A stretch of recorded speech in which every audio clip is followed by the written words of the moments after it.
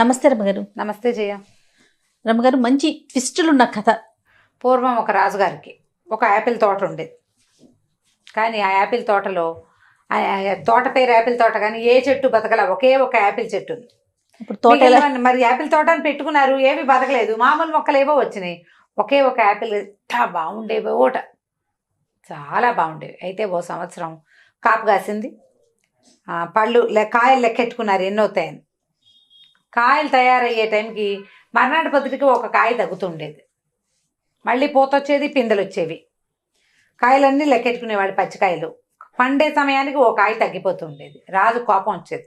చచ్చి 100 చెట్లు పెడితే ఓ చెట్టు బతికితే ఆ చెట్ల మీద ఓ కాయ ఎలా తగ్గిపోయింది, అలా తగ్గిపోవడానికి వీల్లేదని తోటమాలిని తిట్టేవాడు. అయితే తోటమాలిని జాగ్రత్తగా కాపలా ఉండమని చెప్పారు. ముందు రోజు పచ్చికాయలన్నీ లెక్క పెట్టారు. రేపటి కొంచెం రంగు మారుతుంది, ఎర్రబడిపోతాయి. ఆ రోజు రాత్రి తోటమాలి ఏం చేశాడంటే తన పెద్ద కొడుకుని కాపలాకి పెట్టాడు. పెడితే పడుకో నువ్వు ఇక్కడ, ఎవరు తీసుకెళ్ళిపోకుండా చూడమన్నారు. మనిషి వచ్చిన జాడలు లేవు, కానీ కాయ మాయమైపోయింది. వీడు కాస్త 2 దాకా మెలకుగా ఉన్నాడు. 2 గంటల దాకా మెలకుగా ఉన్నాడు, నిద్ర పట్టేశాడు. మర్నాడు బదులుకి కాయ జంపు లేదు. రాజుగారి కోపం వచ్చేసింది.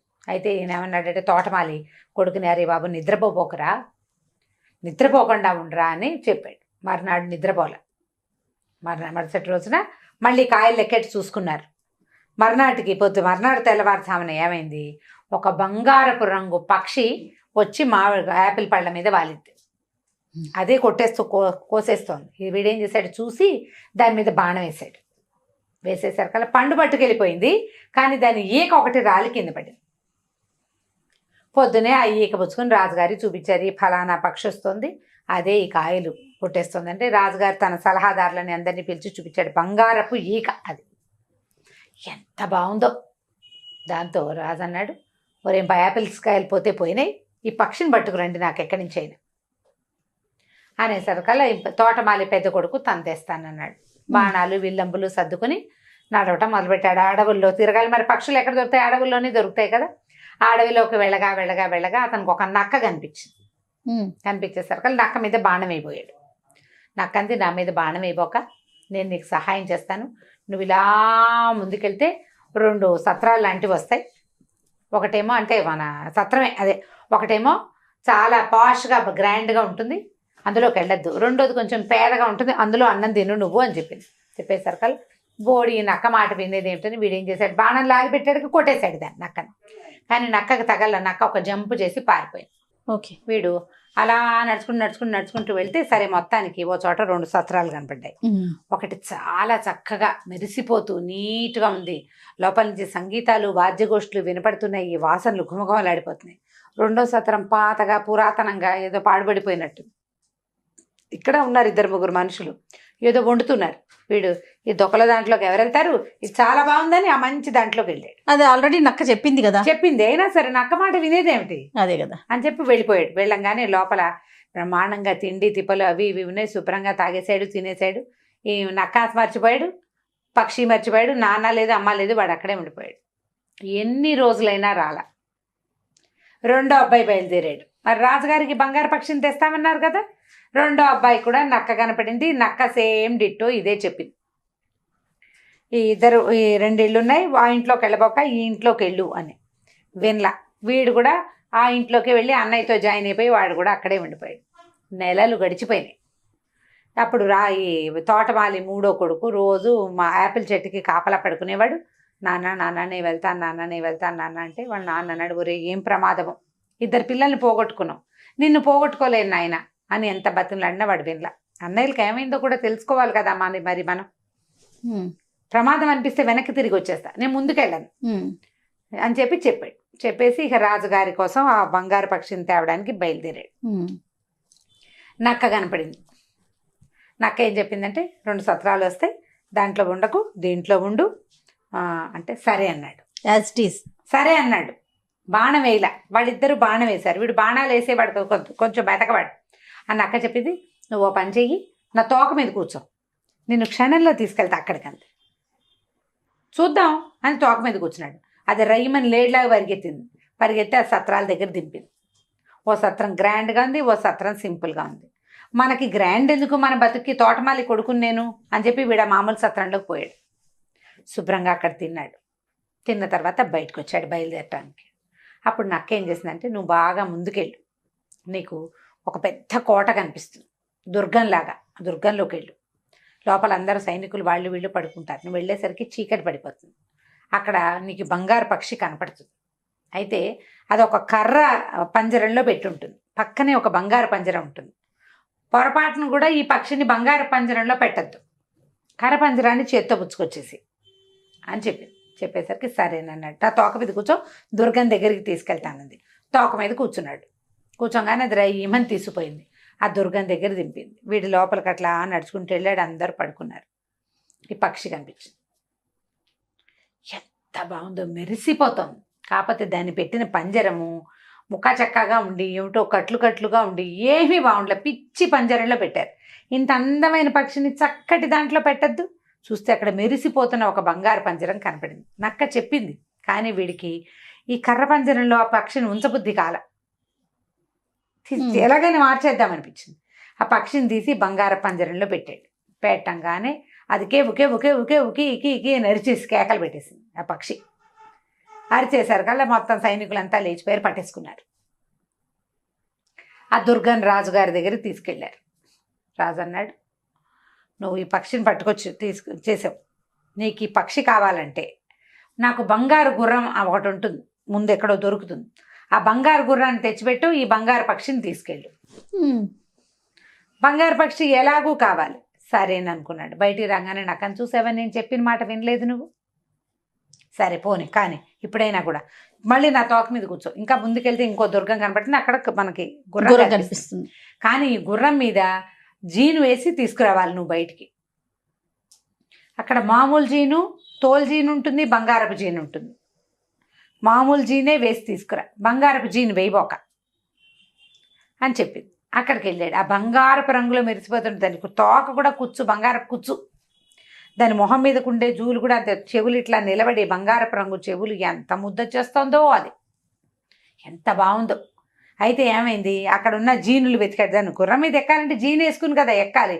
జీన్ వేసుకోవాలి, కాళ్ళకి రికాబులు కింద పట్టుకునేవి రావాలి, దాని మూతికి ఒక కళ్ళెం కావాలి, ఇన్ని కావాలి.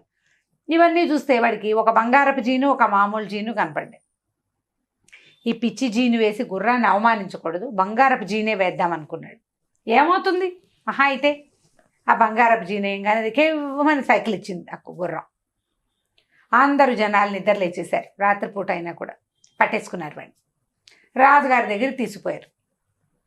రాజు అన్నాడు, మరి అవతల ఇక్కడి నుంచి చాలా ముందుకెళ్తే దుర్గంలో ఒక అందమైన రాజకుమార్తె ఉంది. నీకు ఈ బంగారపు గుర్రం కావాలంటే నువ్వు ఆ రాజకుమార్తెని తెచ్చిపెట్టు, నాకు ఆ అమ్మాయిని నాకు తెచ్చివు, గుర్రాన్ని నీకు ఇచ్చేస్తాం.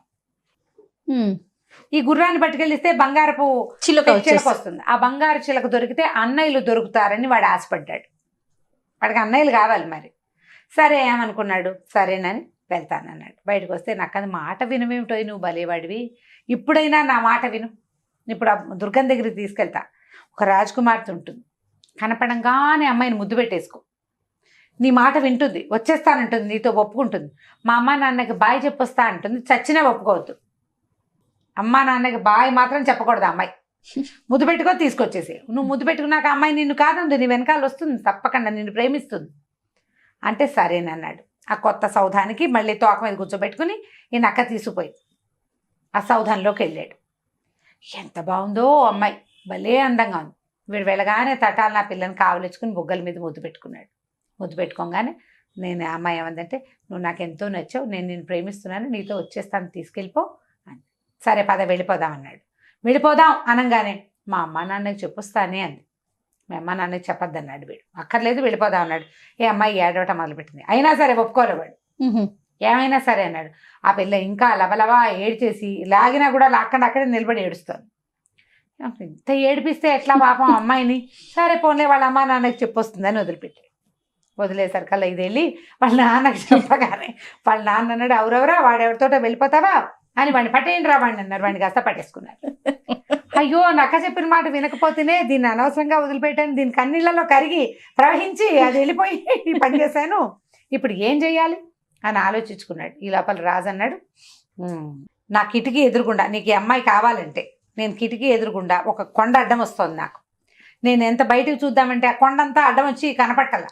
కొండ తవ్వేయి తెల్లారేసరికల్లా, తవ్వేస్తే ఈ అమ్మాయిని నీకు ఇస్తానన్నాడు. సరే తవ్వుతానన్నాడు. తెల్లారేసరికి ఆ కొండ దగ్గరికి వెళ్ళాడు. నాకు వచ్చింది, నేను చెప్పా కదరా నాయన ముందే నీకు, సరే పోన్లే నీ బదులు నేను పని చేస్తాను, నువ్వు పోయి మా రాజకుమార్తె దగ్గర పడుకో, వెళ్ళిపో, లోపలికి వెళ్ళిపో, రేపు పొద్దుటికి సరిపోతుందని తెల్లవారేసరికి మొత్తం కొండంతా తవ్వే అవతల బారేసేసింది అన్నక్క. తవ్వేసేసరికి అలా వాళ్ళు ఏం చేశారు, తవ్వేశాడు కదా మరి ఒప్పుకున్నారు కదా, రాజకుమార్తెని ఇచ్చేశారు. రాజకుమార్తెని తీసుకుని బయటకు వచ్చాడు.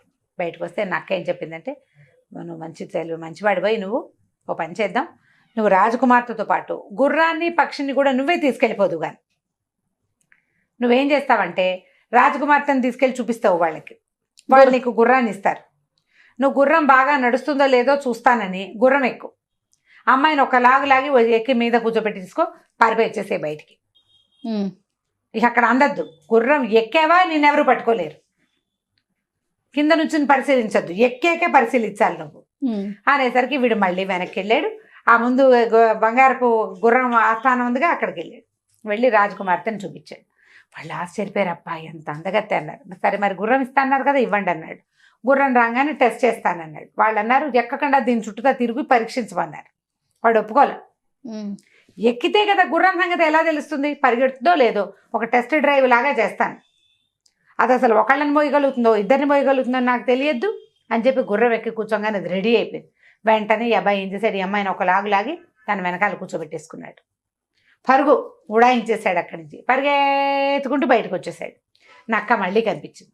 నక్క ఏం చెప్పిందంటే, మనం ఇప్పుడు గుర్రాన్ని తెచ్చావా, గుర్రాన్ని అప్పచెప్పి వాళ్ళు పక్షిని ఇస్తారు, నేను రాజకుమార్తె గుర్రము బయటే ఉంటాం, రాజకుమార్తె బయటే ఉంటాయి, వాళ్ళు వచ్చి గుర్రాన్ని చూసి నీకు పక్షిని ఇస్తారు, ఆ పక్షిని చేత్తో పుచ్చుకొని మళ్ళీ గుర్రం ఎక్కేసి పారిపోదాం మనం, పక్షిని కూడా వాళ్ళకి అదే గుర్రాన్ని కూడా వాళ్ళకి వదిలిపెట్టద్దని. సరే బాగానే ఉంది. ఈసారి అక్కడికి వెళ్ళాడు, వాళ్ళకి గుర్రాన్ని చూపించాడు. గుర్రాన్ని చూశారు వాళ్ళు, చాలా బాగుంది అనుకున్నారు. మరి బంగారు పక్షిని ఇవ్వండి నాకు అన్నాడు. సరే వాళ్ళు గుర్రాన్ని పక్కన నుంచోబెట్టి పక్షిని ఇవ్వండి అంటే ఇస్తామన్నారు. ఇతను ఏం చేశాడు, గుర్రం మీద ఎక్కి కూర్చున్నాడు. వాళ్ళు దిగమంటం తెలియలే, వాళ్ళకి దిగమంటం తెలియలేదు, గుర్రాన్ని పరిశీలిస్తున్నారు అంతే. ఆ పక్షిని ఇవ్వగానే ఇతను వెంటనే గుర్రాన్ని ఒక అదిలింపదిలిచ్చే సర్కల్ అది పరిగెత్తేస్తుంది. గుర్రం మీద ఉంటే వాడిని ఎవరు పట్టుకోలేరు కదా, బయటకు వచ్చేసి రాజకుమార్తెను ఎక్కించుకున్నాడు. నక్క కూడా వాళ్ళతో పాటు పరిగెత్తుకుంటూ వచ్చేసింది. ఈ బంగార పక్షిని తీసుకుని కూడా బయటకు వచ్చేసాడు. పక్షి, అమ్మాయి, గుర్రం, మీరు ముగ్గురు వీడితో పాటే ఉన్నారు. ఇంకా అన్నలు దొరకాలి. బయటకు వచ్చాక నక్క ఏమడిందంటే, నాకు ఒక్క ఉపకారం చేస్తావా, నన్ను చంపేసి నా మెడ నరికేసి నా కాళ్ళు నరికేసి అని అడిగింది. ఈ రాజకుమారుడు ఒప్పుకోవాలి, నేను అట్లాంటి పని చేయను, నీకు నక్క జన్మ అంటే ఎంత విసుగున్నా సరే నువ్వు నాకు సహాయం చేసావు, సహాయం చేసిన వాడికి అపకారం చేయొచ్చా, నేను ససేమిరా చేయనంటే నక్క కొంచెంసేపు ఏడ్చింది. సరేలే నువ్వు చెయ్యవు, నాకు తెలుసు నువ్వు మంచివాడివి, మరి సరే ఓ పని చెయ్యి, నువ్వు వెళ్ళే దారిలో నీకు 2 సలహాలు చెప్తాను. ఎప్పుడు ఉరివేయబడుతున్న వాళ్ళని ఆపద్దు, ఉరిశిక్ష పడే వాళ్ళని ఆపడానికి ట్రై చేయొద్దు. తర్వాత నదీ ప్రాంతంలో నదీ తీరంలో పడుకోవద్దు. ఈ 2 చేయబోక జాగ్రత్తగా వెళ్ళు, ఈ అమ్మాయిని తీసుకుని వెళ్ళిపో నువ్వని. వీడు గుర్రం మీద అమ్మాయిని చక్కగా చిలకని పట్టుకుని బయలుదేరి వెళ్ళాడు. వెళ్ళేసరికల్లా ఒక ఊరు చేరేసరికల్లా, అది ఏ ఊరు, ఎక్కడైతే 2 సత్రాలు ఉన్నాయో ఆ ఊరు చేరాడు. అక్కడ జనాలంతా ఊరేగింపుగా ఎవరినో తీసుకెళ్తున్నారు. తీసుకెళ్తుంటే తీరా చూస్తే ఎవరోట 2 దొంగలట, ఆ దొంగల్ని ఊరేస్తున్నారు. వీడు పోయి చూస్తే వీళ్ళ అన్నయ్యలే వాళ్ళిద్దరు.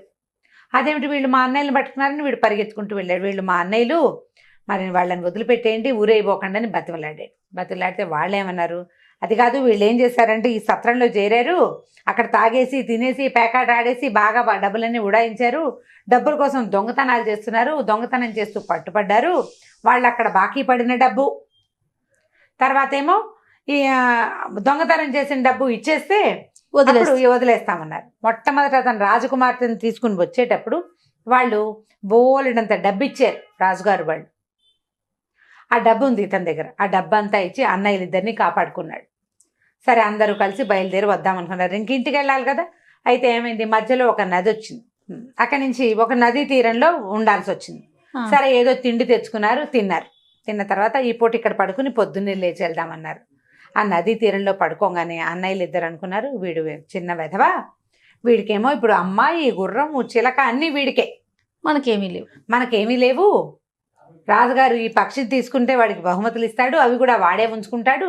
వీడిని నీళ్ళలోకి దోసేసామంటే ఇది మనమే పక్షిని తీసుకెళ్ళి ఇచ్చేయచ్చని ఆ తమ్ముడిని కాస్త నీటిలో దోసేశారు. దోసేసి వెంటనే ఈ అమ్మాయిని గుర్రం ఎక్కించేసుకున్నారు, ఆ చిలకని ఆ పక్షిని కూడా పుచ్చుకుని తీసుకెళ్ళిపోయారు. కాకపోతే ఊరు చేరిపోయిన తర్వాత ఆ పక్షి పాటలు పాడడం మానేసింది, ఏమి తినేది కాదు పాడేది కాదు. గుర్రం గడ్డి తినడం మానేసింది, రాజకుమార్తె ఊ ఊ ఊ ఊ అని ఏడిపోయి ముగ్గురు 3 రకాలుగా అయిపోయారు. పక్షిని చూస్తే బాగుంది, బంగార పక్షి, దాని ఈకే వీళ్ళకి దొరికింది. కానీ అది అంతకుముందు పాటలు పాడుతూ తిరుగుతూ ఉండేది, ఇప్పుడు రెక్కలు కూడా కదపట్ల, ఎలా కూర్చున్నది అలాగే కూర్చుని ఉంటుంది. గుర్రం గడ్డి తిందు, పక్క చిక్కిపోతుంది కదా, ఏమి తింటల్లా అది. ఈ అమ్మాయి ఏమో ఏడుస్తుంది. సరే రాజుగారు ఈ 3 వస్తువులు తన దగ్గర పెట్టుకున్నారు, వీళ్ళకి ఏవో బహుమతులు ఇచ్చాడు. ఇంతలో ఏమైంది, నీటిలో పడిపోయాడు కదా. నీటిలో పడిపోయిన వాడు లోపల ఏదో చిన్నది రాయి ఏదో ఉంటే ఆ రాయి మీద నిలబడి ఎట్లా కొట్లా ఆపుకున్నట్టు దెబ్బలు తగిలేసినాయి బాగా. ఆ పైనుంచి పడిపోయేసరికి అలా. ఇంతలో ఏమైంది, ఆ నక్క వచ్చి కేకేసింది, నువ్వేమిటి ఇక్కడ ఉన్నావు, ఏమైపోయావంటే నువ్వు చెప్పిన మాట వినలేదు, నాకు శాస్తి అయింది, మా అన్నయ్యలు ఇద్దరు ఇలా చేశారంటే నక్క ఏం చేసింది, తన తోకని నీళ్ళలో వదిలిపెట్టి తోక పుచ్చుకుని పైకి రా అని వాడిని పైకి తీసుకొచ్చింది. పైకి తీసుకొచ్చి కాస్త స్వస్థత పడంగానే పద మీ ఇంటికి వెళ్ళిపో, వీళ్ళని ముగ్గురిని నువ్వే తెచ్చానని చెప్దు కానీ అని చెప్పి పంపించింది. పంపిస్తే వీడు మెల్లిగా తన ఊరు చేరాడు. ఊరు చేరి నక్క తీసుకుపోయిన తోక మీద ఎక్కించుకుని తీసుకెళ్ళిపోయి ఊళ్ళో వదిలిపెట్టింది. వీడు ఒక బిచ్చగాడి వేషం వేసుకుని వెళ్ళాడు. ఇతను ఊళ్ళోకి వెళ్ళంగానే రాజకుమార్తె ఏడవడం మానేసింది. ఆ బంగార పక్షికి అని సంగీతం పాడుతూ అటు ఇటు తిరుగుతూ పళ్ళు తింటోంది ఆపిల్ చెట్టు మీద. ఈ గుర్రమేమో హాయిగా గడ్డి మేస్తుంది, అటు ఇటు తోక ఆడించినప్పుడల్లా బంగారపు మెరుపులు మెరుస్తున్నాయి. అందరు ఆశ్చర్యపోయారు, నిన్నటి దాకా ఏమీ లేదు, ఇవాళ ఏమిటి సడన్గా వీటికి ఇది వచ్చిందని. వీడి కుర్రాడు ఏం చేశాడు, ఊళ్ళోకి వెళ్ళిపోయి రాజుగారి దగ్గరికి వెళ్ళిపోయాడు. సరాసరి వెళ్ళిపోయి ఈ 3 వస్తువుల్ని తను ఎట్లా సాధించుకొచ్చాడో చెప్పాడు. చెప్పేసరికల్ రాజుగారికి చాలా కోపం వచ్చి ఇక ఈ అన్నయ్యలిద్దరిని అరెస్ట్ చేయించాడు. వీళ్ళు దుర్మార్గులు, మంచివాళ్ళు కాదు, వీళ్ళని దేశ బహిష్కారం చేసేద్దాము అని చెప్పి అన్నయ్యలిద్దరిని పంపేశారు. ఈ రాజకుమారుడికి తోటమాలి కుమారుడికి అర్ధరాజ్యం ఇచ్చారు, బంగారు పక్షిని తెచ్చి ఇచ్చినందుకు. హాయిగా ఉంటున్నాడు వాడు, చాలా రోజులు ఉన్నాడు. ఆ అమ్మాయిని పెళ్లి చేసుకున్నాడు, ఆ గుర్రం మీద తిరిగేవాడు. ఆ పక్షి ఆ రాజ్యంలో అన్ని చోట్ల తిరుగుతుండేది, అది గుడ్లు పెట్టి బోళ్ళని పిల్లల్ని పెట్టింది.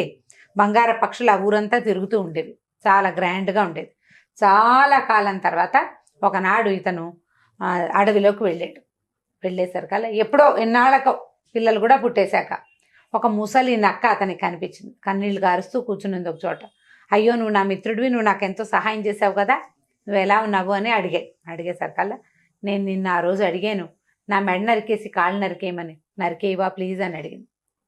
వీడికి చాలా కష్టం వేసింది, ఎందుకు నువ్వు ఎప్పుడు ఇలాగే అడుగుతున్నావు, అప్పుడు నేను చేయలేకపోయా, సరే ఇప్పుడు చేస్తానని వరలో నుంచి కత్తి తీసి దాన్ని మెడ నరికేశాడు. కాళ్ళు కూడా నరికేశాడు. కాళ్ళు మెడ నరకంగానే ఆ నక్క పడిపోయి ఒక కుర్రాడు లేచి నుంచున్నాడు. వాడు ఒక శాపం మంత్రం కట్టు వల్ల అలా నక్కగా మారిపోయాడు. మళ్ళీ ఆ కుర్రాడు ఎవరో కాదు, ఈ తోటమాలి కొడుకు పెళ్లి చేసుకున్న రాజకుమార్తె తాలూకు తమ్ముడు. ఓహో. ఈ అడవిలోకి వచ్చిన వీరాది వీరులు ఎవరైనా ఉంటే వాళ్ళని తీసుకెళ్ళి వాళ్ళకి ఇవన్నీ ఇప్పించి చివరికి నా శాపం విమోచనం చేసుకుందాం అనుకున్నాను, నేను ఎంత ట్రై చేసినా నువ్వు చేయలేదు, ఇంతకాలం నేను నక్కలాగా ఉండిపోయాను, కానీ నీ వల్ల నేను మళ్ళీ మామూలు మనిషి అయిపోయానని వీడిని కావలించుకున్నాడు. అక్కని చూసి తర్వాత తన రాజ్యానికి వెళ్ళిపోయి ఆ రాజ్యానికి రాజు అయిపోయాడు. సో నక్క, తోటమాలి కుమారుడు కలిసి ఒక బంగారు పక్షి, ఒక గుర్రం, ఒక రాజకుమార్తెని సాధించి చివరికి వాడికి శాప విమోచనం కూడా చేసుకున్నారు. కంచికి మనం ఇంటికి. సూపర్ స్టోరీ రమ్మ గారు. కాకపోతే సహజంగా మనం ప్రతి స్టోరీలో నక్కని విలనే అనుకుంటాం, కానీ ఇక్కడ చూడండి చక్కగా భలే హెల్ప్ చేసింది, హీరో అనమాట. అదే రైట్ రమ్మ గారు, నమస్తే. నమస్తే రమ్మ గారు. నమస్తే జీవ. రమ్మ గారు, ఏదైనా ఒక పెద్ద స్టోరీ, పెద్ద కథ, రకరకాల మలుపులు, ట్విస్ట్లు, ఇంట్రెస్టింగ్లు చెప్తాం. కథా సరిసాగరంలో నుంచి చెప్తాం. పూర్వం గంగానదీ తీరంలో కనకతటం అనే ఒక రాజ్యం ఉండేది. దానికి కనకవర్షుడు అనే ఒక ప్రభు ఉండేవాడు. ఈయన సర్పం వాసుకి, అనంతుల్లో వాసుకి సర్పం లేరు, ఆ నాగరాజు యొక్క మనవడట. నాగరాజుకి భూలోకంలో పుట్టిన ఒక కుమారుడి యొక్క కొడుకు. ఇక్కడ రాజ్యం చేసేవాడు. ఆయన చాలా అందగాడట, ఎంత బాగుండేవాడు. అయితే ఒకసారి ఏమైందట, ఆ, కోట బయట ఒక చిత్రకారుడు ఒక కాగితం అంటించాడు, మన ఫ్లెక్సీ లాంటిది పెట్టాడు. ఏంటంటే, నన్ను మించిన చిత్రకారుడు ఈ లోకంలో లేడు, ఈ చిత్రకారులను నన్ను జయించదలుచుకున్న వాళ్ళు పరీక్షించుకోవచ్చు అని. అయితే ఆ బయట ఉన్న సైనికులు వాడు ఎవడో తెచ్చి ఒక ఫ్లెక్సీ పెట్టాడండి, ఇలా రాశాడు అనేసరికల్లా అతన్ని తీసుకురమ్మన్నారు. తీసుకురమ్మంటే రోలదేవుడు అతని పేరు, చిత్రకారుడి పేరు. అయితే రాజుని దర్శించగానే అతను ఏమన్నాడంటే, అయ్యా, అవజ్ఞతోటి కాదు, నేను మిమ్మల్ని దర్శించాలంటే నాకు సులువైన మార్గం ఇదే కనపడింది, అందుకని నేను ఇది ఇలా పెట్టాను, అంతేగాని ఇక్కడ మీ రాజ్యంలో ఉన్న చిత్రకారుల్ని ఛాలెంజ్ చేయటం నా ఉద్దేశం కాదని మర్యాదగా చక్కగా రాజుతో వినయంగా మాట్లాడాడు. మాట్లాడితే, సరే మీరు మంత్రులు వాళ్ళంతా ఏమన్నారంటే, నువ్వు చిత్రకారుడు అన్నావు కదా, మా రాజుగారి బొమ్మ వెయ్యి అనేసరికల్లా సరే సరంజామా అంతా అతను ఏదో సంచిలో కొన్ని తెచ్చుకున్నాడు. ఒక పెద్ద పటం పట్టుకొచ్చారు. రాజు చాలా అద్భుతమైన అందమైన వాడు, ఎంత బాగున్నాడో ఆయన, మన్మధుడిలాగా ఉంటాడు, చాలా పెద్ద పర్సనాలిటీ, చాలా అద్భుతమైన కళ్ళు, చాలా చక్కటి ముఖం, అసలు ఆయన ఓవరాల్గా చాలా అందం. మొత్తం పిక్చర్ వేశాడు. వేశాక మంత్రులు వాళ్ళు ఆశ్చర్యపోయారు. రాజుకి అసలు ఫోటో ట్రూ కాపీ లాగా ఉంది పిక్చర్, ఎంత బాగా చేసావు, చాలా బాగుంది. అయితే మరి రాజుగారు ఒక్కరే ఉంటే చిత్రంలో బాగుండలా, రాణుల్లో ఎవరో ఒక రాణిది ఒక బొమ్మ వేయమన్నారు. రాణిగారులందరినీ చూశాడు ఆయన, చిత్రకారుడు కదా, ఆయనకు ఆ సౌందర్యం ఆకర్షిస్తే వేస్తాడు బొమ్మ అనేసరికల్లా ఇతను ఏమన్నాడు, ఈ రాణుల్లో ఒక్కళ్ళు కూడా ఈయన పక్కన పెట్టడానికి సరైన వాళ్ళు కాదు, ఈయన సౌందర్యంతో వాళ్ళు పోటీ పడలేరు అసలు, మరి చాలా అందమైన వాళ్ళని పెట్టాలి అనేసరికల్లా ఓ మంత్రి గారు అన్నాడు, మరి ఎవరైనా ఒక అందగత్తి పెట్టమంటే వేయబోయి చూద్దాం అన్నాడు. అనేసరికల్లా అప్పుడు ఇతను ఏం చెప్పాడంటే, ఒక అమ్మాయి పటం తీసి చూపించాడు. ఆ అమ్మాయి ఎవరంటే, విదర్భ రాజ్యంలో కుండినం అనే ఒక నగరం ఉంది, దానికి దేవశక్తి అనే రాజుగారు ఉన్నాడు. ఆయనకి మదన సుందరి అనే ఒక కూతురు ఉంది. మదన సుందరి, ఆ కూతురుది ఈ పిక్చర్. నేను ఇంతకుముందు ఆ రాజ్యానికి వెళ్ళినప్పుడు ఆ రాజుగారి దగ్గర చాలా పిక్చర్స్ వేసినప్పుడు అమ్మాయి చాలా సౌందర్యవతి, ఆమెకు తగిన వరుణ్ణి చూడాలనుకుంటున్నామని రాజుగారు చెప్పారు. అయితే ఒక రోజున ఆమె నన్ను కబురు చేసి పిలిపించింది. ఆవిడ విరహావస్థలో ఉంది, ఒక వ్యక్తిని ఎవరినో తలుచుకుంటూ చాలా బాధపడుతోంది. అప్పుడు ఆవిడ ఒక చిన్న బటన్ ఇచ్చి, ఈయన్ని చక్కగా మంచిగా వేసిపెట్టు ఈ పిక్చర్ నంది, నేను ఆ బొమ్మ వేశాను, ఆ వేసిన బొమ్మ ఈ రాజుగారిది, ఓహో, ఈ కనకవర్షుడిది. ఆమెకి పెళ్లి కుమారుల ఇంట్లో ఈ ఫోటో వచ్చింది, ఆ ఫోటో నచ్చింది ఆవిడికి అని చెప్పి, అప్పుడు ఆ పిక్చర్తో పాటుగా, ఆ చిత్రంతో పాటుగా నేను ఈ మదన సుందరి పిక్చర్ కూడా వేశానని ఇది చూపించాడు. ఆమె ఎంత సౌందర్యవతో, అప్సరస దిగొచ్చినట్టుగా ఉంది. సరే వీళ్ళేమనుకున్నారు, బాగుంది కదా, ఇతనుని అడిగాడు, మరి ఈ అమ్మాయిని నాకు వివాహం చేసుకునేందుకు అవకాశం ఉందా ఏమిటి అని అడిగితే, మీ పటం వేశాను కదా, ఇప్పుడు అమ్మాయి దగ్గర నుంచి పటం తీసుకురాకూడదు, మిమ్మల్ని చూడగానే ఆ పటంలో ఉన్నది మీరేనని నాకు అర్థమైంది, ఎవరినైనా పంపించండి నాతో పాటు, నేను వెళ్ళి ఆ దేవశక్తి మహారాజుకు చెప్పి ఆ పిల్లని మీకు ఇప్పిస్తానన్నాడు. బాగుంది. సరే, రాజుగారికి అప్పటికే కొంతమంది భార్యలు ఉన్నారు, వాళ్ళెవరు మహాసౌందర్యవతులు కాదు, బాగుంటారు అందరూ, కానీ రాజుకు తగినంత పరమాద్భుత సౌందర్యవతులు కారు. సరే, రోలదేవుడికి వెళ్ళి తనతో పాటు ఓ ఇద్దరు పరివ్రాజకులను ఎవరినో సహాయం తీసుకుని వెళ్ళి ఆ రాజుగారి దగ్గరికి వెళ్ళాడు, విదర్భ రాజ్యానికి, దేశానికి వెళ్తే రాజుకి చెప్పాడు, ఇట్లా ఫలానా రాజుగారు, నేను పేరు కనకవర్షుడు, నేను ఇట్లా వాసుకి మనవడు, మరి ఇలా కనకతటం అని చాలా పెద్ద రాజ్యం, చాలా సౌందర్యవంతుడు, రాణులు ఉన్నప్పటికీ మీ అమ్మాయిని మహాదేవిని చేయడానికి సిద్ధంగా ఉన్నాడు, ఆయనకు అనురూపమైన సౌందర్యవతి కాబట్టి చూడండి అని చెప్పేసరికి ఆయన అన్ని విచారించుకుని, సరే మా పిల్లల నుంచి పెళ్లి చేస్తామని మళ్ళా కబురు చేశారు. మన కనకవర్షుడు పోయి అక్కడికి వెళ్ళి చక్కగా భార్యని ఆవిడని పెళ్లి చేసుకుని తెచ్చుకున్నాడు. కొద్ది రోజులు 10 రోజులు అక్కడ ఉన్నారు. వివాహం అయిన తర్వాత ఆమెతో ఎంత బాగానో ఉండేవాడు, చాలా కాలం కలిసి ఉన్నారు. ఇంతమంది రాణులు ఉన్నారు, 60 మంది, ఎవరికి పిల్లలు కలగల ఇప్పటిదాకా. కొత్తగా వచ్చిన సౌందర్యవతి ఈవిడికి మదన సుందరికి కూడా సంతానం లేదు. అయితే ఒకసారి ఏమైందంటే, వీళ్ళంతా ఎక్కడో ఈ శరదృతువులో కార్తీక మాసానికి కొంచెం ముందు, శరదృతువు అంటే ఈ ఆశ్వయుజ మాసంలో పెద్ద తోటకి విహారానికి వెళ్ళారు రాణులందరితో కలిసి. వెళ్తే ఈ రాణులు అక్కడికి వెళ్ళేసరికల్లా నీళ్ళల్లోకి ఆడేటప్పుడు ఒక్కొక్కళ్ళు కొంచెం ఉత్సాహపడతారు కదా, ఈవిడికి వాళ్ళందరూ రాజుతోటి అంత చనువుగా ఉంటే నచ్చదు, తనకంటే ముందు భార్యలు కదా, అయినా చనువుగా ఉండదు. నచ్చలేదు కోపం వచ్చి ఆవిడ వెళ్ళిపోయేసరికల్లా అబ్బో అమ్మాయి ఈవిడికి కోపం వచ్చిందని ఇతను ఆవిడని బతులాడుకోవడం కోసం ఇక్కడ ఉన్న రాణులందరినీ వదిలిపెట్టి మళ్ళీ ఆమె వెనకాల పడి నగరంలోకి వెళ్తాడు. వెళ్ళేసరికల్లా చాలా బతిమలాడి ఆవిడని ఎట్లాగో స్వాధీనపరుచుకుంటాడు. పడుకునేసరికల్లా ఆ రాత్రి అతనికి తెల్లవారుజామున ఒక విచిత్రమైన కల వస్తుంది. ఆయన మెడలో ఏకావళి, ఒక ముత్యాల దండ ఒకటి ఉంది. ఆ ఏకావళి ఎవరో లాగేసుకున్నట్టు. అక్కడి నుంచి మన ఇది ఉంటుంది కదా, శిరోరత్నాన్ని ఏమంటారు మనం, దాన్ని ఏమంటారు, చూడామణి, ఇక్కడ పెట్టుకుంటారు మణి, ఆ చూడామణి కూడా పోయినట్టు. అవి రెండు ఎవరో లాగేసుకున్నారు. అక్కడి నుంచి ఎంత బోల్డన్ని ముఖాలు, బోల్డన్ని జంతువుల అవయవాలు ధరించి ఉన్నటువంటి భేతాళుడితోటి తను యుద్ధం చేస్తున్నట్టు కలొచ్చింది. ఓహో. కన్ను మూసినా తెరిచినా అలాగే ఉంది. చాలాసేపటి వరకు అందులోంచి బయటికి రాలేకపోయాడు.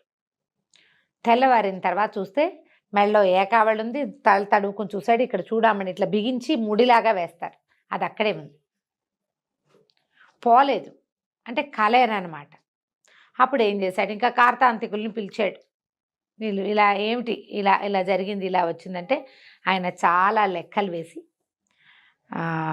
భేతాళుడు మన చూడామణి ఏకావళి రెండు పోవటము అని అలాంటివి కళ వచ్చిందంటే ఇవి ఎవరో తీసినట్టంటే మీకు సంతానం, మీ అబ్బాయి కుమారుడు, భార్యతోటి కుమారుడితోటి వియోగం సంభవించబోతోంది మీకు. తర్వాత భేతాళుడితోటి యుద్ధం అంటే ఏదో శాపం రాబోతోంది మీకు అనేసరికి ఈ ఆశ్చర్యపడి, భార్యలు ఉన్నారు కానీ కుమారులేరి అంటే కుమారుడు కలగబోతాడనమాట తనకి. కుమారుడు తప్పిపోతాడు అంటే లేని కుమారుడు ఎక్కడి నుంచి తప్పిపోతాడంటే కుమారుడు ఉండాలి. సరే ఇలా ఆలోచించుకున్నాడు. ఆయన ఏకాంతంగా పడుకున్నాడు. ఏం చేయాలో తోచట్లేదు, చాలా దిగులుగా ఉంది. అప్పుడు ఆయనకి తట్టింది, నాకు చాలా వయసు వచ్చింది, ముందు వివాహాలు అయ్యి చాన్నాళ్ళయింది, కొత్తగా ఆయన వివాహం కూడా 1-2 ఏళ్ళు దాటిపోయింది, ఇంకా భార్యా వ్యామోహం తగ్గలేదు, సంతానం లేదు, ఏం చేయాలి సంతానం కోసం ఆలోచిస్తుంటే ఒక్క మెరుపులాగా ఒక కదలిక కనపడింది. ఒక ఆవిడ వచ్చింది. ఈవిడ నాయన జయం కలుగా కానీ దీవించింది. ఈవిడెవరట, వాసుకి యొక్క కుమార్తె, ఈయనకి మేనత్త. ఆమె పేరు రత్నప్రభ. నువ్వేం దిగులు పడదు, నువ్వు ఇలా తలుచుకుంటున్నావు, నీ రక్షణ కోసం నా తండ్రి నన్ను ఎప్పుడూ చెప్పాడు, మా వాడు దిగులుగా ఉన్నప్పుడు చింతాక్రాంతుడుగా ఉన్నప్పుడు చూడమని, ఇప్పటికి వచ్చింది నీకు ఆ అవస్థ, నీకోసం వచ్చాను, నీకు సంతానం కలగాలంటే కుమారస్వామిని ప్రార్థించాలి. ఈ కుమారస్వామిని ప్రార్థించడం అంటే చాలా కష్టం. ఆ అరణ్యంలోకి వెళ్ళిపోవాలి, నైమిషారణ్యమో ఏదో ఒక వింధ్యాటవిలోకి వెళ్తే కుమారుడిని ప్రార్థించేటప్పుడు ఆయన ఏం చేస్తాడు, కుమారస్వామి కుమారధార అంటారట, పెద్దగా ఫోర్స్గా నెత్తి మీద నీళ్లు పడతాయట కుమారస్వామి అనుగ్రహించేటప్పుడు. ఇక్కడ 2-3 కథల్లో ఇది చెప్తారు, కథా చరిత్సాకరంలో. ఆ ధారని మామూలు సామాన్య మానవుడు సహించలేడు, ఆకాశం నుంచి పడతాయి నెత్తి మీద నీళ్లు. ఏదైనా అసలు షవర్ లాంటివి సడన్గా పడితేనే హడిలిపోతాం, జలపాతాల కింద తలుంచడం చాలా టెన్షన్గా ఉంటుంది. ఆ కుమారధారని తట్టుకోవాలి, తపస్సుకి కూడా కష్టం.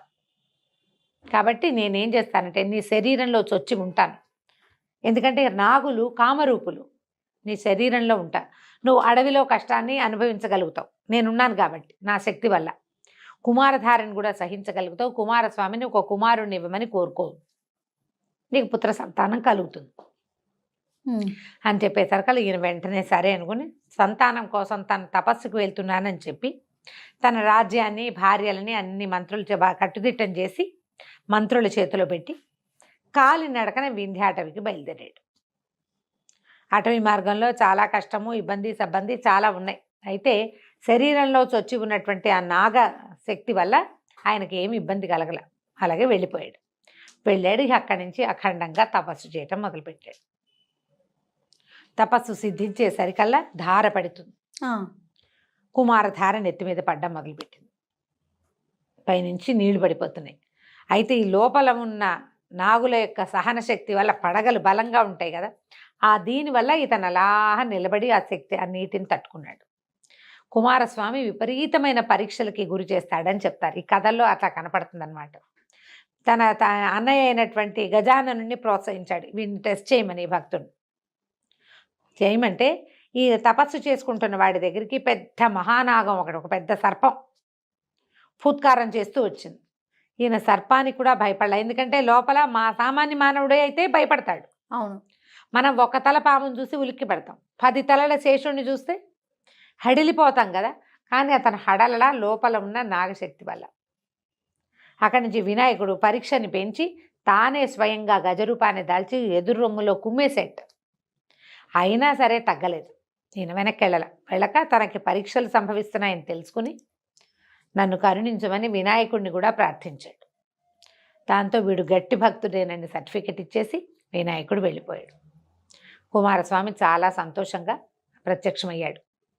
కుమారుడు అంటే బాలుడు కదా, బ్రహ్మచారి. నేను ఆ బ్రహ్మచారి స్వరూపంలో ప్రత్యక్షమై, ఏమిటి నాయనా నీ కోరిక అంటే, నాకు ఇట్లా చాలామంది భార్యలు ఉన్నారు, కుమారుడిని ప్రసాదించు, నా రాజ్యానికి ఉత్తరాధికారి లేడు అని ప్రార్థించాడు. ప్రార్థిస్తే తప్పకుండా నా దయ వల్ల నీకు కుమారుడు కలుగుతాడు అని చెప్పి వెళ్ళిరమ్మన్నాడు. వెళ్ళిరమ్మంటూ కుమారస్వామి ఏమన్నాడు, ఆయన ఆ వింజాటవిలో ఒక దేవాలయంలో ఉంటాడు, లోపల ఉన్నాడు ఒక భవనంలో. లోపలికి వెళ్తూ గర్భంలోకి ప్రవేశించు, ప్రసాదం తీసుకెళ్దుగానని చెప్పాడు గర్భగుడిలోకి. సరే ఇతను ఏం చేశాడు, అలాగేనని ఎప్పటి నుంచో తపస్సులో ఉన్నాడు కదా, కాళ్ళు చేతులు మొహం కడుక్కుని దేవాలయ ప్రవేశం ఆ గర్భాలయ ప్రవేశం చేయబోయాడు. అయితే ఈయన శరీరంలో దాగి ఉన్నటువంటి నాగశక్తి స్త్రీ కదా, ఆవిడ ఇలా కుమారస్వామి ఎదురుపడడానికి భయం. ఆ గర్భంలోకి వెళ్ళటము అంటే ఆయనకి ఎదురుపడాల్సి వస్తుందని ఆమె తొలగిపోయిందట, పక్కకి వెళ్ళిపోయింది. రత్నప్రభ వెళ్ళిపోయేసరికల్లా ఈ సామాన్యంగా మానవీయ శక్తితోటే గర్భాలయ ప్రవేశం చేశాడు కనకవర్షుడు. లోపలికి వచ్చినటువంటి వాడు ఇందాక తను చూసినటువంటి ప్రచండ భక్తుడుగా కాకుండా సామాన్య మానవుడిగా తెలిసాడు కుమారస్వామికి.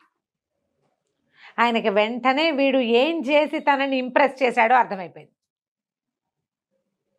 ఆయన లోపలున్న నాగశక్తిని అప్పుడు ఆయన చూడలా, ఇప్పుడు చూసేశాడు.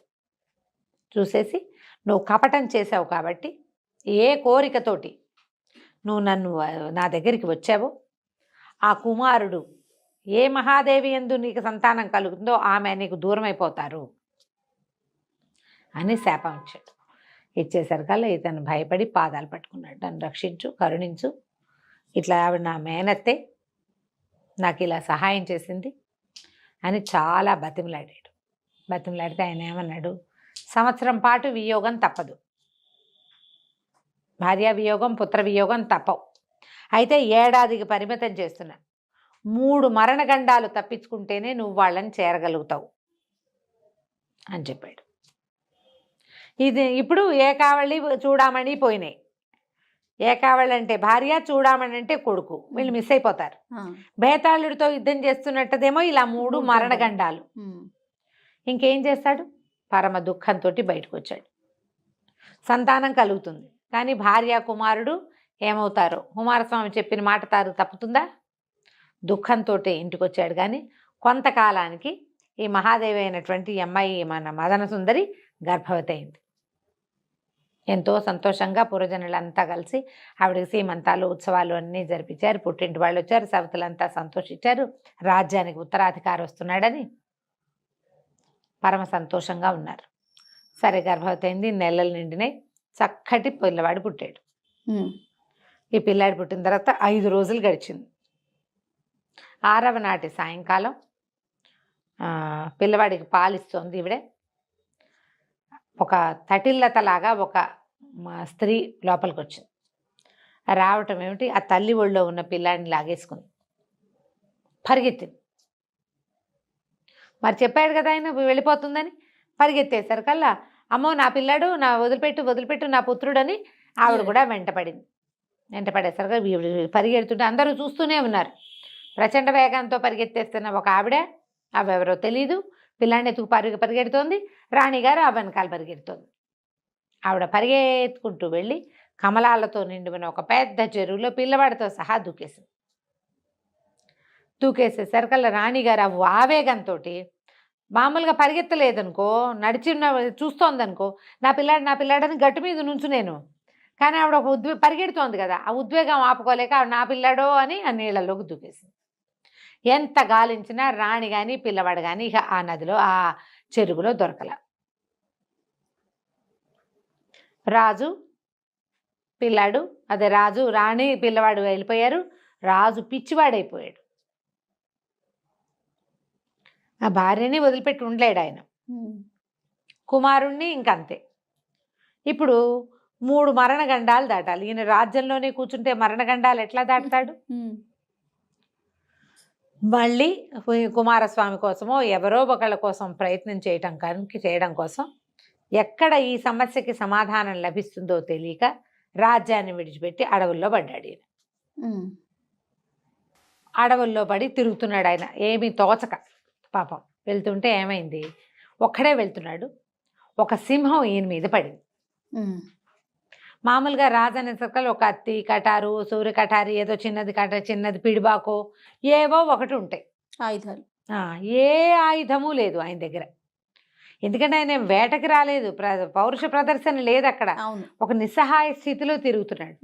ఇక ఈ సింహం వచ్చి పడేసరికల్లా అయిపోయాను అనుకుంటే ఈ లోపల ఏమైంది, తటాలున ఎక్కడి నుంచో వచ్చినటువంటి ఒక యోగి ఈ సింహాన్ని 2 ముక్కలుగా కోసేసాడు, కత్తి పెట్టి కొట్టేశాడు. సింహం పక్కకు పడిపోయింది. నేను ఆశ్చర్యపోయాడు. ఆయన ఎవరో, నువ్వు మహానుభావుడివి, నన్ను రక్షించావు, లేకపోతే నేను ఈ గండం తప్పేది కాదు, చచ్చిపోయేవాడిని నేను. ఆ పైగా ఈయనకి ఓపిక లేదు, సింహాన్ని ఎదిరించి పోరాడే సత్తా కూడా లేదు. అప్పుడు ఇతను ఏం చెప్పాడంటే, అయ్యా మీరు నన్ను గుర్తించలేదు, ఒక శ్రమణకుడిని ఇదివరకటి కాలంలో మీరు చేసిన సహాయం వల్ల నాకు ఇబ్బంది తీరిపోయింది, నాకు విద్యాధరత్వం సంప్రాప్తిస్తుందని ఈ అడవికి వచ్చి తపస్సు చేసుకుంటున్నాను, మిమ్మల్ని రక్షించాక నాకు విద్యాధరత్వం వస్తుందని నా గురువు చెప్పాడు, నేటితో నా శాపం కూడా తీరిపోయింది, నీ వల్లే నేను రక్షించబడ్డాను అని చెప్పి నాకు ఈ శరీరం కూడా పోతుంది, నేను విద్యాధరుణ్ణి అయిపోయి నా దారిని నేను వెళ్ళిపోతానన్నాడు. అనేసరికల్లా అప్పుడు ఈయన కనకవర్షుడు తనకి వచ్చినటువంటి ఇబ్బంది, ఈ పరిస్థితి గురించి చెప్పేసరికల్లా నాకు ఎక్కడ దొరుకుతుంది, నా భార్య ఎక్కడ దొరుకుతుంది, నా పిల్లాడు ఎక్కడ దొరుకుతాడంటే ఈయన ఏమన్నాడంటే, వింధ్యవాసిని సేవించు. వింధ్యవాసిని అనేది అమ్మవారు, వింధ్యాటవిలో కొండ మీద పైన ఉంటుందట ఆమె. వింధ్యవాసిని సేవించు, ఆమె ఈ కుమారస్వామి యొక్క శాపాన్ని తప్పించగలదు. ఆయన శపించాడు నేను, ఆ శాప విమోచనం లభిస్తుంది, లేదా సమాధానం లభిస్తుంది, నీ భార్య పిల్లాడు ఎక్కడున్నారో తెలుస్తారు ముందు మనకి అని చెప్పేసరికల్లా సరేనని అక్కడి నుంచి ఈ వింధ్యవాసిని కోసం బయలుదేరి వెళ్ళేసరికల్లా వింధ్యాటవిలో విపరీతంగా ఏనుగులు 4 దంతాలు ఉంటాయి అక్కడ. అయితే ఏమైంది, ఆ అడవిలో ప్రయాణిస్తూ ఉంటే ఆ అడవిలో ప్రయాణాలకి ఒక్కళ్ళే ఎప్పుడు వెళ్ళరు. ఎప్పుడు కూడా లోకశాస్త్రం ఏంటంటే అడవిలో వెళ్ళేటప్పుడు 4 కలిసి వెళ్ళాలి. ఒక్కళ్ళే వెళ్ళేటప్పటికి వీళ్ళకి దాని పైగా వాటిని ఎట్లా బీట్ చేయాలి, అడవిలో జంతువుల ప్రవర్తనలు అవి తెలియ. వేటకెళ్ళేటప్పుడు రాజులు కూడా ఏం చేసేవాళ్ళు, ప్రత్యేకంగా వేట కుక్కలు, వేటగాళ్ళు, అడవి ఆనుపాను తెలిసిన వాళ్ళు, ఇవి ఏనుగులు సంచరించే మార్గమా, పుల్లు సంచరించే ప్రదేశమా, ఎక్కడ లేళ్ళు ఉంటాయి, ఎక్కడ దుప్పులు ఉంటాయి, అది తెలిసి ఉంటారు. ఈయనకేం తెలుసు, గుడ్డెత్తు చేలో పడ్డట్టు వెళ్ళిపోతున్నాడు. ఏనుగులు సంచరించే ఒక మార్గంలోకి వెళ్ళిపోయాడు.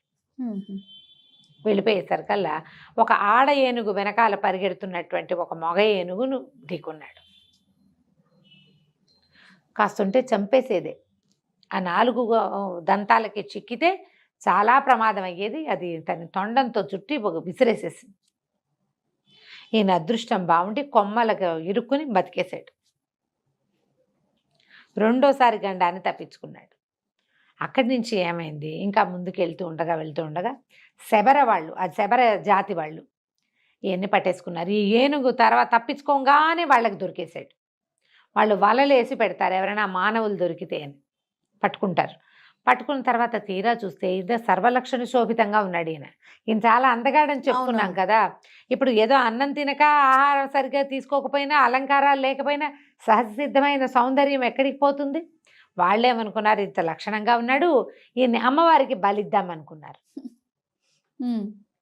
బలి చేయాలి మరి. బలి ఇవ్వడానికి అదే. వేళ్ళు కాళ్ళు అన్ని చూసారు, ఎక్కడా దెబ్బలు గాయాలు లేవు, అన్ని అవయవాలు సరిగ్గా ఉన్నాయి. శబరలు పట్టేసుకున్నారు. ఆ, సవర శబర ఇలా 2 పేర్లు వేరువేరుగా ఉంటాయి. ఇప్పుడు సవర్లు అంటారు, శబర జాతి అదొక కోయ జాతి అన్నమాట. ఓకే. అక్కడి నుంచి ఈ శాంబరి మంత్రం అలాంటివి వింటూ ఉంటాం. అవును. ఈ శబర వాళ్ళు పట్టేశారు, పట్టి ఇతను పట్టుకుపోయారు, ఓ చోట కట్టేశారు. తర్వాత వాళ్ళు పూజకి అన్నిటికీ ఏర్పాట్లు చేసుకున్నారు. ఏర్పాట్లు చేసుకుని ఈయన్ని బలి ఇవ్వడానికి సిద్ధం చేశారు. బలిచ్చే సమయానికి మళ్ళీ ఒక తటిల్లతలాగా ఒక మెరుపు వచ్చి ఆవిడ రత్నప్రభ వచ్చింది. ఉమ్, రత్నప్రభ రావటం ఏమిటి, వెంటనే ఈయన కట్లు ఊడిపోయినాయి. ఈయన వాసుకి యొక్క మనవడు అని తెలుసుకున్న శబర రాజు కూడా, అయ్యో మీరు మాకు చాలా సహాయం చేశారు ఎన్నోసార్లు నాయన. సర్పాలు నాగులు శబరలకి స్నేహంగా ఉంటారు. ఓ, అడవుల్లో ఉండే చోట సర్పాలు వాటి దారిన పోతాయి.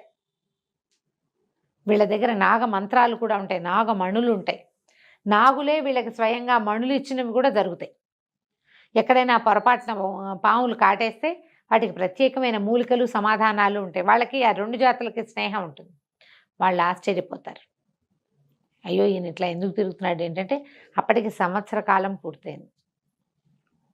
ఆవిడ ఏం చేసిందంటే ఏడాది నిండిన పిల్లవాడిని తీసుకొచ్చి అప్పచెప్పింది. మదన సుందరిని కూడా తీసుకొచ్చింది. ఇది సంవత్సర కాలం అని నాకు తెలుసు, నీ పిల్లాడిని నీ భార్యని నా సంరక్షణలో ఉంచుకున్నాను. వీళ్ళు ఎక్కడికో అయిపోయే బదులు ఇప్పుడు నా వల్లే నీకు ఈ శాపం వచ్చింది. సంతానం ఈవిడ వల్లే కలిగింది పాపం. అదే. కానీ ఆవిడ శక్తి ఉండటం వల్లే కుమారస్వామికి నచ్చలేదు. మనిషి తన తపోబలంతో తనని జయించాలని కోరుకుంటాడు భగవంతుడు. దానికి దైవశక్తి తోడవకూడదు. మానవుడు తన భక్తితోటే సాధించాలి. దాంతో మళ్ళీ భార్యని కుమారుణ్ణి ఈయనకు అప్పచెప్పింది. ఈయన వాళ్ళిద్దరిని తీసుకుని పరమ సంతోషంతో మళ్ళీ తన ఊరికి చేరుకున్నాడు. కనకవర్షుడు కుమారుడికి చక్కగా ఇంకేదో వర్షుడు పెట్టారు, ఏం పెట్టాడో గుర్తులేదు, ఏమిటో మర్చిపోయాను. స్వర్ణవర్షుడు అలాంటిది ఏదో ఒక పేరు పెట్టి పిల్లని పెంచుకున్నాడు. ఆ తర్వాత మిగిలిన రాణులకు కూడా సంతానం కలిగింది. తర్వాత కాలంలో ఆయన చాలా సుఖంగా సంతోషంగా ఉన్నాడు. ఏడాది పాటు ఆయనకు వచ్చినటువంటి ఈ శాపాన్ని తన మేనత్త సహాయంతో గడిపేసుకున్నాడు. 3 గండాలు జయించాక భార్యా కుమారుడు లభించారు. కథ కంచికి మనం ఇంటికి.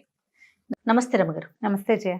రమగారు, ఈ రోజుల్లో మనము ఆస్తులకు సంబంధించి మన తండ్రులు తాతాస్తులు అయితే వీలునామా రాస్తున్నారు. అది కూడా సాక్షి సంతకాలతో సహా పెట్టించడం, ఒక అడ్వకేట్కి చూపించడం, ఇలాంటివన్నీ చాలా జాగ్రత్తగా చేస్తున్నారు. అయినా కూడా గొడవలు ఇష్యూలు ఇవన్నీ మామూలే కదా. అయితే ఇదివరకు రోజుల్లో అసలు ఎలా ఉండేవండి పంపకాలకు సంబంధించి? తదనంతరం ఏం చేసేవారు? రాసేవాళ్ళు ఇలాగే వీలునామా ఉండేదంటారా? వీలునామాలు రాసేవాళ్ళు. గ్రామాధికారులు వాళ్ళు సంతకాలు పెట్టేవాళ్ళు. తహసీల్దార్ కరెక్టేనా? రైట్. తహసీల్దార్లు, తర్వాత మున్సబులు, కరణంగార్లు వీళ్ళు సంతకాలు పెట్టేవాళ్ళు.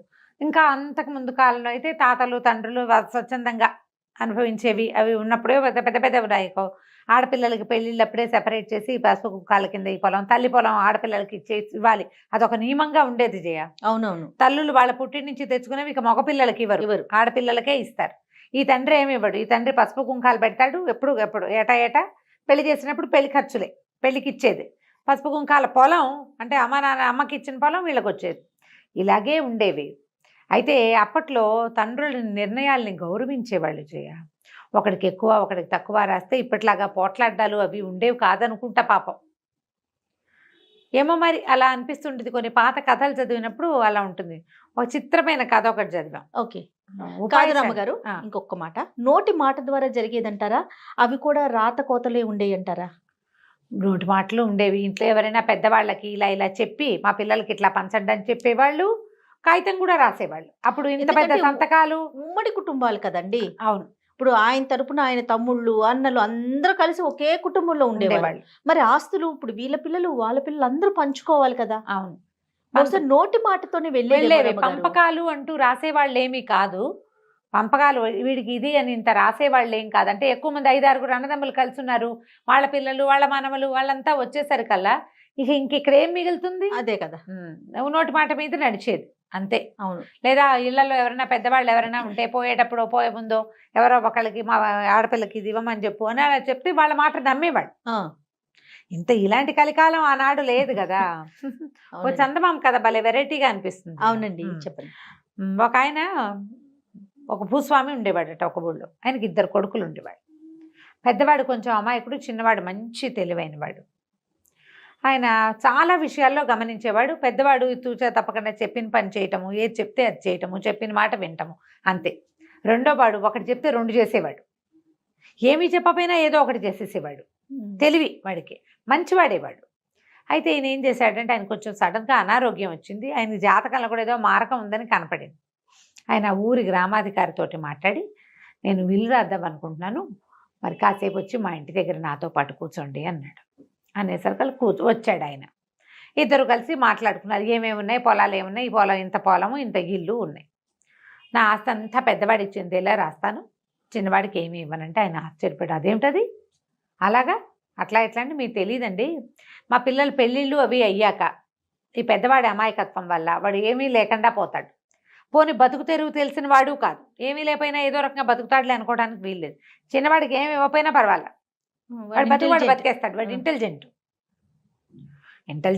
ఇక్కడ ఉన్న నాళ్ళు నడిచిపోతుంది, ఇక్కడ ఉన్న నాళ్ళు నడుస్తుంది. ప్రత్యేకంగా వాడు వేర్పాటు పడ్డప్పుడు వాడికి ఆస్తి ఏమి ఉండదు. ఓకే. అంటే ఆయన గ్రామాధికారి ఒప్పుకోలేదు, కానీ ఆయనంత నొక్కి ఒక్కడి నుంచి చెప్తుంటే ఏం చేస్తారు, సరే కాగితం రాసి, అవో పెద్ద కాగితాల మామూలు కాగితం మీద వివరాలు అలా రాసి సంతకం పెట్టేవాళ్ళు. అది ఆ గ్రామాధికారి దగ్గరే ఉండేది. కొంతకాలం గడిచాక ఆయన కాస్త చనిపోయాడు. చనిపోయేసరికల్లా ఏమైంది, ఆ గ్రామాధికారి కర్దినవారాలు అవి అవుతాయి కదా, అయ్యాక పెద్ద దస్తిన కర్మలో ఏవో అయిన తర్వాత వచ్చి, ఏమయ్యా మీ నాన్న వీలునామా రాశాడు, ఆస్తి అంతా పెద్దవాడి పేరు మీద రాసేసాడు, ఇల్లు పొలాలు అంటే. చిన్నవాడికి ఆశ్చర్యం వేసింది, మా నాన్న ఇంత అన్యాయం చేశాడా నాకు, ఇలా ఎందుకు చేశాడు అని. పెద్దవాడు ఆశ్చర్యపడాడు, అదేంటి మా నాన్న అట్లా ఎట్లా చేశాడు, మేమిద్దరం ఉంటే చెరిసగం కదా, మేమిద్దరం ఉన్నాం, చెరిసగం చేయాలి, అంతా నా పేరు మీద రాయటం ఏమిటి విచిత్రంగా, ఏం పొరపాటు పడ్డాడో మా నాన్న,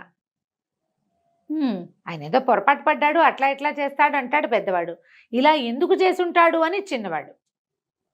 సరే కొద్ది రోజులు గడిచాయి, చిన్నవాడు రికామిగా అటు ఇటు తిరుగుతున్నాయి. పెద్ద అబ్బాయి అన్నాడు, అరే పెళ్లి సంబంధాలు వస్తున్నాయి, పెళ్ళిళ్ళు చేసుకుందాము, మరి నాన్న రాశాడులే, నేను ఇచ్చేస్తాను సగం నీకు, నువ్వు మన ఇద్దరం కలిసే ఉందాము, సగం ఆస్తి నీ పేరు మీద ఇప్పుడే పెట్టేస్తా, ఇంట్లో చెరిసగం వాడుకుందాం, పెళ్ళిళ్ళు అయ్యాక మరి పొలం కూడా చెరిసగం రాసేసుకుందాము అంటే చిన్నవాడు ఒప్పుకోలు.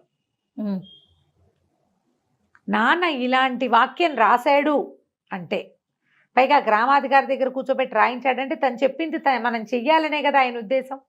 నాకు ఎందుకు ఇవ్వలేదో చూద్దాం, ఇప్పట్లో ఏం పెట్టుకోవద్దు, సంబంధాలు వస్తే నువ్వు పెళ్లి చేసుకోమన్నాడు.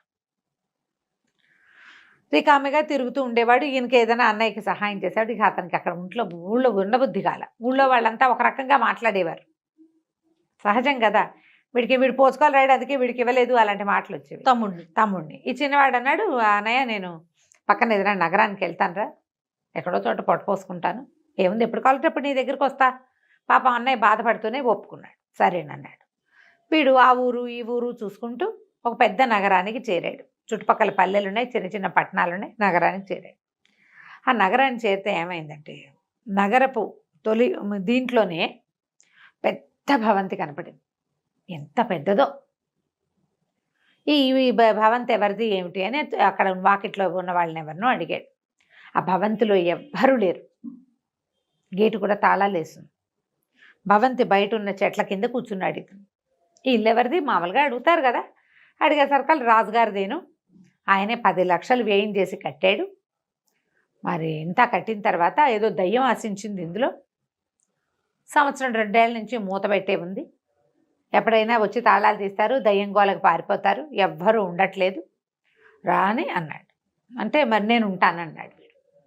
ఉండటానికి ఏముంది, రాజుగారిని అడిగి తాళాలు తీసుకుని ఉండొచ్చు, ఆ ఇంట్లో నుంచి దయ్యాన్ని వెళ్ళగొట్టిన వాళ్ళకి 1,00,000 రూపాయలు బహుమానం ఉంది, మరి నువ్వు వెళ్ళి రాజుగారితో మాట్లాడి నేను ఉంటానంటే ఎవరైనా ఆ ఇంట్లో ఉండొచ్చు, ఉండగలిగితే అదే కదా, దాంట్లో నుంచి ఆ దయ్యాన్ని తరిమేయగలిగితే అదే చాలు రాజుగారికి అనేసరికల్లా ఈ చిన్నాడు ఏం చేశాడు, రాజుగారి దగ్గరికి పోయాడు.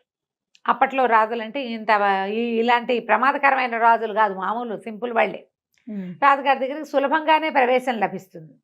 ఆ పెద్ద బంగళా గురించి మాట్లాడడానికి వచ్చానంటే ఆయన ఏమన్నాడు, అరే బాబు లోపల దయ్యం ఉంది, బోళ్ళంత మంది ప్రయత్నం చేశారు, ఎవడి వశము కాల, నువ్వు ప్రయత్నం చేయి, నువ్వు కనుక దయ్యాన్ని పారద్రోలి ఉండగలిగావా 1,00,000 ఇస్తాను నీకు, వ్యాపారం చేసుకుంటావో ఏది చేసుకుంటావో నీ ఇష్టం. అక్కడి నుంచి ఈ అబ్బాయి ఏం చేశాడు, చూద్దాం అదేమిటో చూడాలి అని చెప్పేసి ఆ బిల్డింగ్లోకి వెళ్ళాడు. దీనికి మొదలు ఏం జరిగిందంటే, గ్రామాధికారి ఉన్నప్పుడు మా పెద్దవాడు అమాయకుడు, రెండోవాడు తెలియగలవాడు అని చెప్పినప్పుడు వాళ్ళిద్దరికీ ఒక టెస్ట్ పెట్టాడు వాళ్ళ నాన్న. అదేమిటి ఏమని చెప్పాడు, పెద్ద అబ్బాయిని కేకేసి, ఒరే అబ్బాయి 2 అడుగుల చదరము 2 అడుగుల లోతు గొయ్యి అంటే ఎంత ఉంది, 2x2 అనమాట. 2 అడుగుల చదరం ఉంది, 2 అడుగుల లోతు, ఎంత మట్టి వస్తుందిరా అని అడిగాడు. ఓ బుట్టెడు మన్ను వస్తుందేమో నాన్న అన్నాడు పెద్దవాడు. బుట్టెడు మట్టి వస్తుంది. వాడు వెళ్ళిపోయాడు. చూసాడండి వీడి తెలివి, బుట్టెడు ఎట్లా వస్తుంది, అక్కడ ఎంత ఉందో అంతే వస్తుంది. 2x2లో ఎంత మట్టి ఉంటుంది. అక్కడి నుంచి రెండో వాడిని పిలిచాడు. పిలిస్తే 2 అడుగుల చదరం 2 అడుగుల లోతు ఉన్న గోతులోంచి ఎంత మట్టి వస్తుంటే, ఏ మట్టి వస్తుంది, ఏమి రాదు నాన్న అందులోంచి అన్నాడు. ఇంతే గొయ్యి, ఏమీ రాదు అందులోంచి అన్నాడు. చూసారండి మా వాడి పెద్దవాడికి తెలివి లేదు, వీడు చాలా తెలివైన వాడు, వీడు బతికేస్తాడని చెప్పాడు. అయినా అది అప్పుడు జరిగిన సంగతి. ఓ 2 సంవత్సరాలు గడిచిపోయింది. ఈ అబ్బాయి ఏం చేశాడు, ఆ బంగళా తాళాలు రాజుగారు ఇచ్చినప్పుడు తాళాలు తీసుకున్నాడు. తీసుకొని లోపలికి వెళ్ళాడు. లోపలికి వెళ్తే బాగుంది, పెద్ద భవనం, చాలా పెద్దది, బోలెడన్ని గదులు, చుట్టూతా పెద్ద తోట, మంచి పరికరాలన్నీ ఏర్పరిచి ఉన్నాయి. అంటే వసతులన్నీ ఉన్నాయి బిల్డింగ్లో, బాగుంది చాలా. సరే ఒక సోఫా లాంటిది ఉంటే మనవాడే పోయి దాని మీద కాళ్ళు తప్పు కూర్చున్నాడు. కూర్చుంటే కొంచెం రాత్రి అయ్యేసరికి లోపలికి ఒక తెల్లటి ఆకారం తేలుకుంటూ వచ్చింది. ఎవరు నువ్వు అని ఒకళ్ళనొకళ్ళు ప్రశ్నించుకున్నారు. ప్రశ్నించుకుంటూ, ఎన్నాడు నువ్వేమిటో ఇక్కడ ఉన్నావుట, రాజుగారు భయపడుతున్నాడు, ఎవరిని ఉండనివ్వట కదా, అసలు నీకేం కావాలి, నువ్వు ఎందుకు వచ్చావు ఇందులోకి, ఇక్కడ ఎవ్వరూ లేని దాంట్లోకి ఏం కావాలి నీకు, నీ గాల్లో తేలే బతుక్కి నీకు ఒక గది చాలదు, ఇంత బిల్డింగ్ కావాలా అంటే, నాకు ప్రశ్న ఉంది, ప్రశ్నకి సమాధానం కనుక ఎవరైనా చెప్తే వెళ్ళిపోతాను నేను, వచ్చిన ప్రతివాడిని అడిగా ఎవడూ చెప్పలేకపోయాడు, మొదటి రోజు నుంచి చూస్తున్నా ఎవడు సమాధానం చెప్తాడు అని. అడుగు నువ్వేం అడుగుతావు అన్నాడు. 2 అడుగుల చదరము 2 అడుగుల లోతు ఉన్న గుంట్లో ఎంత మట్టి వస్తుంది అని అడిగింది దయ్యం. అడగంగానే కుర్రాడు నిర్ఘాంతపోయి, ఏమీ రాదు నాన్న, అది చిన్న గొయ్యి కదా అన్నాడు. అనగానే వెంటనే దయ్యం గాల్లో కలిసిపోయింది. ఓహో, ఆ ప్రశ్న ఆ ఇంట్లోకి వచ్చిన ప్రతి వాళ్ళకి సంధించబడింది. ఒక్కడు దానికి సమాధానం చెప్పాల. దానికి సమాధానం సాటిస్ఫైడ్గా చెప్పగలిగిన వాడు ఎవడు, వీడే. వీడు చెప్పాడు, వీళ్ళ నాన్నే. ఇతను చూస్తూ ఉండగానే ఆ దయ్యం అట్లా పొగలాగా మారిపోయి గాల్లో కలిసిపోయింది. దయ్యం లేదు, పడుకుని నిద్రపోయాడు. నాన్న ఏం చేయబోయాడంటే, వీడి తెలివికి పరీక్ష పెట్టి వీడిని రాజుగారి దగ్గర ప్రవేశపెట్టాడు. పల్లెటూరులో ఉండవలసిన వాడు, ఓ ఇల్లు, ఓ 10 ఎకరాల పొలము, అది ఎక్కడా 1,00,000 రూపాయలు, రాజుగారి దగ్గర ఉద్యోగము ఎక్కడా. అక్కడి నుంచి రాజుగారికి పొద్దున్నే కబుర్ చేశాడు, దయ్యం లేదు, నిరభ్యంతరంగా మీరు ప్రవేశించవచ్చు ఇందులో. ఆయన అన్నాడు, వారం రోజులు నువ్వు మా దగ్గర ఉండు, చూస్తాను నేను అన్నాడు. 1 వీక్ రాజుగారికి గెస్ట్గా రాజభోగాలు అనుభవిస్తూ ఉండిపోయాడు చిన్నవాడు. వారం రోజుల పాటు పొద్దునో గుంపు సాయంత్రమో గుంపు పోయి ఆ భవనంలో పడుకునేవాళ్ళు. పొద్దున వంటలు చేసేవాళ్ళు, తినేవాళ్ళు. సాయంకాలం వచ్చిన వాళ్ళు ఆ వంటలు తిని రాత్రి పడుకునేవాళ్ళు. 1 వీక్ పూర్తిగా టెస్ట్ చేసిన తర్వాత వాళ్ళకి తెలిసింది ఇందులో ఏ దయ్యమూ లేదు అని. ఓహో. బిల్డింగ్ పూర్తిగా స్వాధీనం పడిపోగానే రాజుగారు చక్కగా సాంగంగా గృహప్రవేశం చేసుకున్నాడు.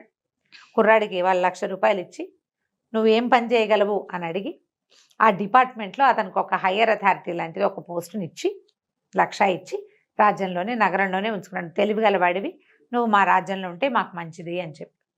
ఇక ఇతను ఎప్పుడూ పల్లెటూరు వెళ్ళ, హాయిగా రాజభోగాలు అనుభవిస్తూ పెద్ద ఉద్యోగాన్ని అనుభవిస్తూ ఒక ప్రశ్నతోటి మా నాన్న ఇంతది నాకు కట్టబెట్టాడు అనుకుని సంతోషంగా ఉన్నాడు. తండ్రి వీలరామారావు చూసావు ఎలా రాశాడు, ఆస్తి రాయల, వాడి తెలివి ఎక్కడ ఫ్లరిష్ అవుతుందో అక్కడికి తీసుకెళ్ళి పెట్టాడు. ఇలా ఎన్ని కథలుంటాయో ఈ వీలునామా కథలు చందమామలో, భలే బాగుంటాయి. చాలా బాగుందండి. రైట్ రమ్ గారు, నమస్తే. నమస్తే.